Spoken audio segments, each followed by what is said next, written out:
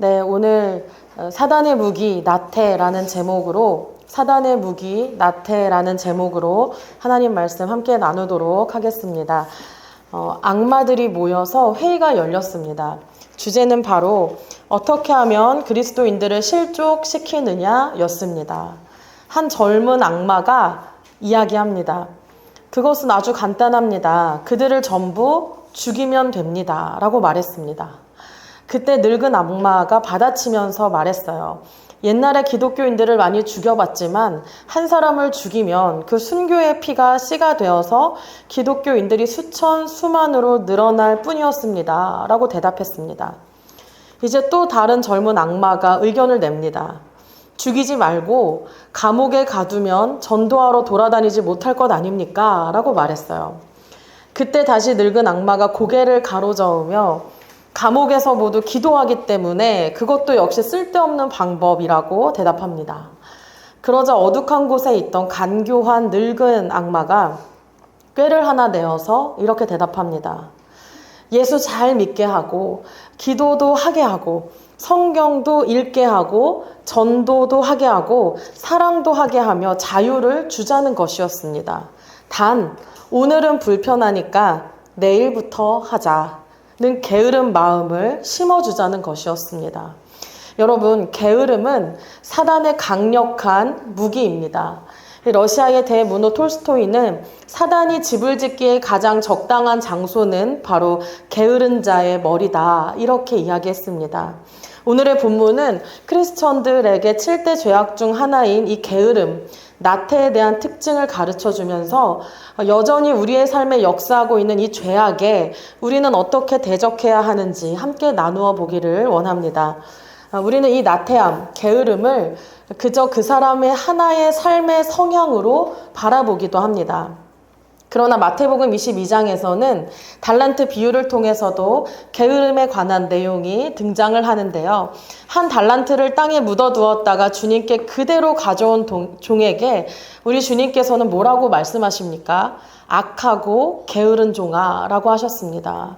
반면에 열심히 살아서 열매 맺은 종을 향한 칭찬이 착하고 충성된 종이었습니다. 게으름은 악한 것이고 착한 것은 곧 충성된 것입니다. 무엇을 의미합니까? 이 게으름은 그럴 수도 있는 성향이 아니라 하나님 앞에 분명한 악인 것을 먼저 기억하는 우리 모두가 되기를 축복합니다. 오늘의 이 본문을 통해 알아보는 나태한 사람의 특징이 있습니다. 첫 번째로는 핑계입니다. 자기 합리화와 책임 회피라는 핑계라는 특징을 가지고 있어요. 13절을 보시면 게으른 자는 길에 사자가 있다, 거리에 사자가 있다 하느니라. 이 사자가 두 번 등장을 하는데요. 이를 원문으로 보시면 서로 다른 단어로 사자를 표현하고 있어요. 전자는 사자를 나타내는 일반적인 단어이고요. 후자는 정말 그 전성기 때의 젊은 사자를 지칭하는 단어로 전자보다 조금 더 포악한 사자를 나타내고 있습니다. 그래서 이런 뉘앙스로 다시 번역해보면 게으른 자는 거리에 사자가 있어, 아주 포악한 사자가 있어 라고 말하는 격이 되는 것입니다. 근데 이 비슷한 말씀이 잠언 22장 13절에서도 동일하게 나오는데요. 게으른 자는 말하기를 사자가 밖에 있은즉 내가 나가면 거리에서 찢기겠다 하느니라. 이렇게 잠언 22장 13절에서도 말씀하고 있습니다. 무슨 말입니까? 현실이 그러니까 어쩔 수 없다는 말을 많이 해요. 핑계를 대면서 자기 자리에 그대로 주저앉아 있는 사람이라는 것입니다. 이런 사람들은 행동은 게으르지만 입술은 부지런해서 온갖 걱정과 부정적인 상황을 이야기하느라 바빠요. 야, 너 사자가 뭔 줄 알아? 내가 나가보진 않았지만 나가잖아? 거리에서 찢길 게 분명해. 이런 마인드를 가지고 있는 거예요.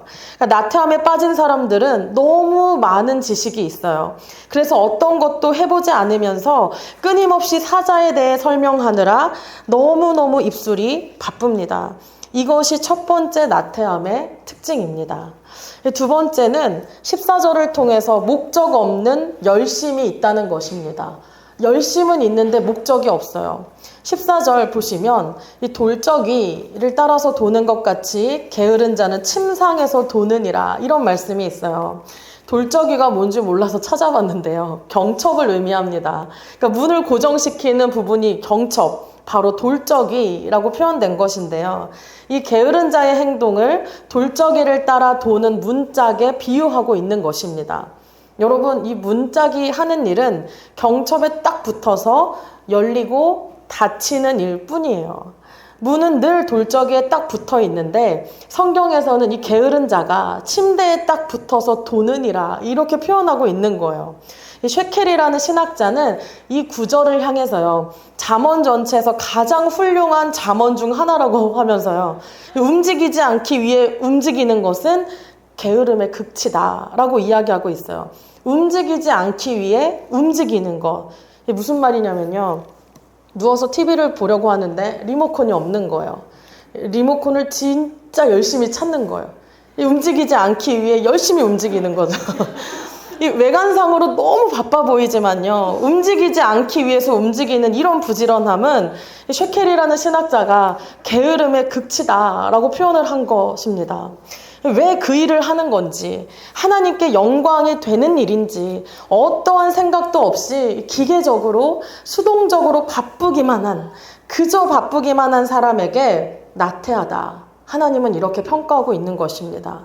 여러분, 부지런한 게으름이 있다는 거예요. 바빠 보여도 게으름의 죄를 지을 수 있다는 것입니다. 그렇다면 우리는 우리의 시간을 어떻게 다뤄야 하는 것일까요? 여러분, 에베소서 5장 16절에는요, 잘 아시다시피 시간을 아끼라 라는 말이 나옵니다. 헬라인들의 시간의 개념은 이미 다 알고 계시듯이 두 가지로 나누어집니다. 우리가 아는 시, 분, 초로 이 연대기적으로 흘러가는 시간을 나타냅니다. 이것이 크로노스의 시간이에요. 다른 하나는 아시듯이 카이로스인데요. 이것은 특별히 성경에서 하나님의 계획함 속에 작정되어 주어진 특정한 시간을 카이로스라고 합니다. 근데 여기서 시간을 아끼라는 말씀에 이 카이로스가 바로 사용된 것입니다. 그러니까 시간을 아끼라는 의미는 하나님의 카이로스를 아끼라는 의미인데요. 공동 번역을 인용해 보면 이렇게 번역되고 있어요. 여러분에게 주어진 기회를 살리십시오 라고 번역되어 있어요. 이 의미는 단순히 부지런하게 살아라, 세월을 좀 아껴서 잘 살아내라 라는 이 라이브의 차원이 아니라요, 리듬을 사용하면서 다시 시간을 사들이고 이행하는 것을 의미하고 있습니다. 그러니까 세월을, 그 기회의 시간을 다시 사들이라는 표현은 우리의 크로노스의 시간들 가운데 하나님의 카이로스, 그 기회들이 감추어져 있는데 자기에게 주어진 그 기회를, 그 시간을 구원해내라는 것입니다. 그 기회를 구원해내라는 거예요. 이것이 성경이 말하는 세월을 아끼는 것입니다. 그러니까 성경도 하나님의 카이로스의 사건들의 집합체입니다. 크로노스의 시간만으로 엮어나갔다면 그저 하루하루 있던 일기장 정도 되지 않았겠습니까? 때가 참에, 때가 이름에, 그때에 모두 다 하나님의 카이로스를 의미하고 있어요. 언제 이런 순간이 도래합니까? 우리의 크로노스, 일상의 시간들 속에서 우리가 건져낼 때 찾아지는 것입니다. 그 안에서 하나님의 사건들이 예비되어 있는 거예요. 그래서 우리는 우리의 일상, 이 크로노스에 흘러가는 시간들을 아무런 의미 없이 흘려보내면 안 되는 것입니다. 우리의 이 시간이 하나님께 드려져야 하는 것입니다. 성경 속 하나님의 카이로스는 다 사람의 일상 속에 쌓여져 있어요. 하나님의 그때는, 하나님의 때가 차는 시간은 다 사람의 일상 속에 감추어져 있어요. 나태함에 빠져 있는 자에게 어느 날 갑자기 주어지는 것이 결코 아닌 시간인 것입니다. 우리의 일상의 시간이 성실하게 그분께 드려질 때 하나님의 카이로스를 건져내는 것입니다. 발견되지 못하고 지나칠 수 있다는 거예요. 우리의 가정에, 나의 사랑하는 자녀에게 하나님이 허락하신 일들이 나의 나태함 때문에, 부모의 나태함 때문에 지나칠 수 있다는 거예요. 여러분, 하나님의 철저한 계산 속에 우리의 삶 속에 감추인 그 일하심을 건져내실 수 있기를 축복합니다. 이것이 성경이 말하는 세월을 아끼는 거예요. 부지런한 게으름이 아니라 부지런한 성실함으로 하나님의 감추인 기회를 반드시 건져내시기를 축복합니다. 우리 세 번째를 보시면 15절에 있는 내용은 포기라는 특징을 가지고 있어요. 15절에 게으른 자는 그 손을 그릇에 넣고도 입으로 올리기를 괴로워하느니라. 이 15절의 말씀은 나태한 사람의 특징 중에 포기라는 특징을 우리에게 가르쳐주고 있습니다. 여러분, 음식이 그릇에 가득한데요, 그걸 꺼내서 입에 넣는 것이 괴로운 거예요. 어른들은 이해가 전혀 되지 않으시겠지만요, 학생들이 이런 경우가 많아요. 귀찮음이 배고픔을 이겨요. 잠이 배고픔을 이겨요. 근데 귀찮은 아이들도 일단은 맛있는 거 한 숟가락 떠먹고 나면 맛있어, 먹길 잘했다 하고 먹고 다시 눕는 한이 있더라도 잘 먹거든요. 이런 걸 의미하는 것이 아니에요. 15절의 말씀의 원어의 의미를 이렇게 조합해 보면요, 그의 손을 다시 올리는 것을 스스로 싫어하다라는 의미가 됩니다. 다시 올리는 것을 자기 스스로 거부하는 거예요. 그러니까 밥 한 숟가락 입에 넣고 나서 다시 숟가락질을 해서 입에 넣는 것이 싫은 거예요. 사람의 가장 기본적인 욕구인 식욕마저도 스스로 채우기 싫어하는 것, 결국 포기가 습관이 되는 것입니다. 여러분 어떠세요? 이해가 전혀 되질 않잖아요. 우리 학생들은 적어도 나는 맛있는 건 잘 찾아 먹는데, 배고프면 요리는 해 먹는데 싶을 수 있어요. 그런데 우리의 신앙생활에 그대로 한번 가져와 보면 우리 손을 뻗어서 말씀 열 수 있어요. 손을 모아서 기도해 볼 수 있어요. 편안함을 지속하고 싶을 때 단호하게 절제하며 예배할 수 있어요. 한 입 먹고 그 다음 숟가락을 떠서 영의 양식이 배부를 만큼 나에게 채워져야 하는데 우리는 스스로 포기합니다. 우리 누가복음을 한번 같이 찾아보면 좋겠습니다. 누가복음 11장 9절, 너무 잘 아는 말씀인데요, 한번 찾아보겠습니다. 누가복음 11장 9절의 말씀입니다.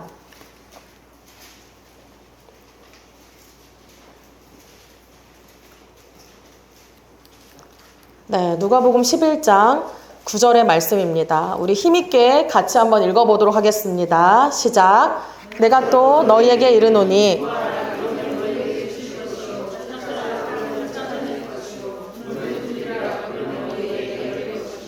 아멘. 여러분, 이 말씀이 정말 나에게 능력되길 원하십니까? 엄청난 말씀이잖아요. 정말 답이 없는 것 같은 문제 앞에 우리가 구하면 주시고 찾으면 찾아지고 두드리면 열리는 보장만 있다면 우리 100번이고 1000번이고 그렇게 하고 싶어 하면서도 우리의 삶에 그 다음 한 숟가락의 기도까지 도달해 있으신가요? 여러분, 우리 하면 된다라는 각오로는 이 나태함의 죄악을 몰아낼 수가 없어요. 왜 해야 하는지 우리에게는 그 구체적인 목적이 필요한 것입니다. 열심히 노력할 때 기도할 수 있고, 기도했기 때문에 기도한 사람만이 하나님께서 날 위해 어떤 도우심을 허락하시는지 알 수가 있고, 목표가 있기 때문에 내가 어떤 지점이 벗어났는지 체크해 볼 수 있는 것입니다. 저는 설교 안에서 우리의 일상생활 속에 실질적인 적용이 정말 중요하다고 생각을 합니다. 그래서 구체적인 상황들을 이제 자꾸만 제시하게 되는 것 같습니다만, 2024년도가 이제 2달도 안 남은 이때 하나님께서 나의 예배가 만약에 세워지기를 원하신다면 예배의 성공이라는 목표를 한번 세워보는 거예요. 그러면 내가 예배가 아닌 다른 것을 선택한 그 지점이 나의 연약함임을 단번에 파악할 수 있는 것입니다. 그래서 나를 자꾸 중간에 포기하게 만드는 루틴, 끝까지 마지막 한 숟가락을 이어서 뜨지 못하게 만드는 어떤 것 때문에 나의 영성이 풍성해지지 못하는 그 습관이 있다면 구체적인 목표가 우리에게 분명히 세워져야 하는 것입니다. 폴란드에 아르투르 루빈슈타인이라는 피아니스트가 있습니다. 그의 메인 레파토리는 쇼팽이었는데요. 지금도 그의 쇼팽 연주는 막강한 권위를 가지고 있습니다. 그의 피아노 실력 못지않게 삶을 대하는 태도도 너무나 긍정적이고 아름답기로 유명합니다. 그런 그의 유명한 좌우명이 하나가 있습니다. 하루를 연습하지 않으면 자기 자신이 알고, 이틀을 연습하지 않으면 평론가가 알고, 사흘을 연습하지 않으면 벌써 청중이 안다. 이런 좌우명을 품고 살았대요. 저는 3일을 연습을 안 했는지 3년을 안 했는지 그렇게 뛰어난 청력을 가지고 있지는 않지만요. 우리가 삶을 대하는 자세는 하나님 앞에 서는 그날까지 포기하지 않는 자세여야 함을 믿습니다. 2024년 연초에 기도 제목 카드 예쁘게 적으신 것 지금도 포기하지 않고 기도하고 계십니까? 연초에 새해 목표 세우신 거 지금까지 포기하지 않고 잘 하고 계신가요? UCLA 의대 연구팀에 따르면 연초 계획이 연말까지 이어지는 비율은 100명 중에 8명 뿐이다 라고 합니다.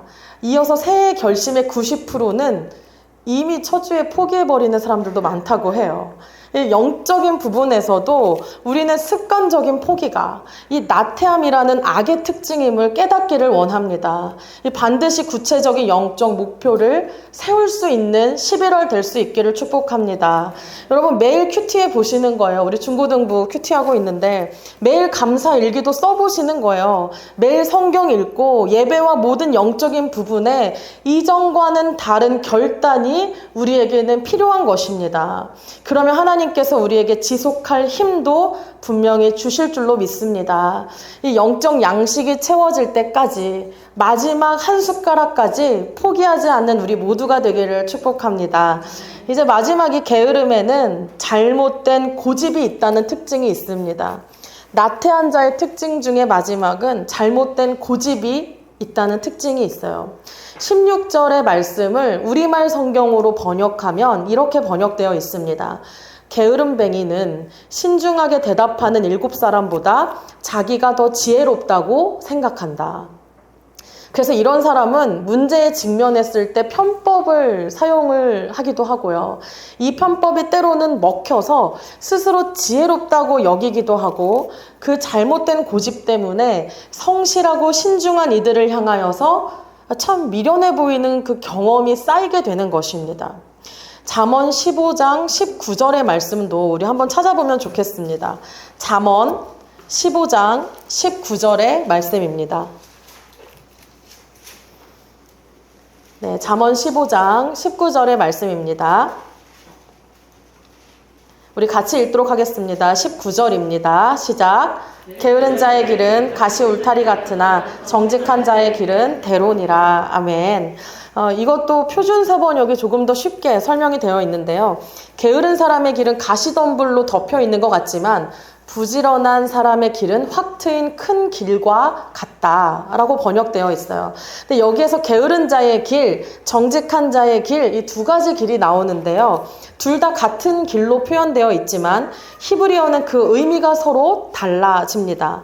게으른 자의 길은 데레크를 사용했고요. 정직한 자의 길은 오라흐의 단어로 표현했어요.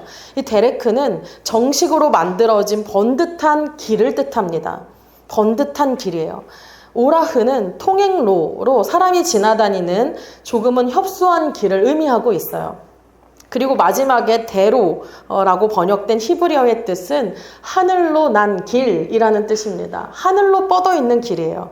그러니까 이 의미들을 조합해 보면 게으른 자의 길은 언뜻 보기에 꽤 괜찮은 길이고 꽤 번듯한 길로 보이지만 그 길로 가다 보면 결국은 가시밭길을 걷게 된다는 것입니다. 그러나 정직한 자의 길은 협소한 통행로처럼 보이지만 사람들이 지나가는 길처럼 협소해 보이지만 그 길은 하늘로 나 있는 큰 대로와도 같다는 것입니다. 여러분, 우리의 삶 속에서 이 나태함 속에는 잘못된 고집이 있어요. 성실한 사람들을 평가하고 잘 될 것 같은 사람들을 폄하하고 내가 제일 바른 생각을 하고 있는 듯한 잘못된 고집이 있습니다. 여러분, 지혜 있는 일곱보다 내가 낫다는 그 고집은요, 결국은 나를 가시밭길로 인도하는 것입니다. 마틴 루터 목사님은 이렇게 말씀합니다. 그리스도인의 중요한 부분은 그가 어떤 사람이 되었는가가 아니라 어떤 사람이 되어 가고 있는가에 있습니다. 여러분, 우리의 이 잘못된 고집이 있다면 산산이 부셔지고 깨어져서 예수 그리스도를 닮아가는 과정에 우리가 놓여지기를 축복합니다. 그러니까 어느 날 갑자기 완성되지 않고 하루아침에 바뀌지 않는다면요, 우리의 잘못된 고집이 말씀 앞에 기꺼이 깨지는 찔림과 통증으로 그리스도의 본질을 찾을 수 있게 되기를 축복합니다. 이제 말씀 마무리하려고 합니다. 사랑하는 여러분, 나태함은 우리의 성격도 아니고요, 존중받아야 할 어떤 삶의 태도도 아닙니다. 이는 분명히 성경이 이야기하는 악의 모양이고 우리의 생각에 그 거처를 삼아서 사단의 무기로 사용될 수 있는 것입니다. 리딤은 구원하는 거예요. 반드시 그 대가가 필요하다는 것인데, 하나님의 카이로스의 시간을 구원해내는 일에 우리의 일상이 드려져야 함을 기억하실 수 있기를 축복합니다.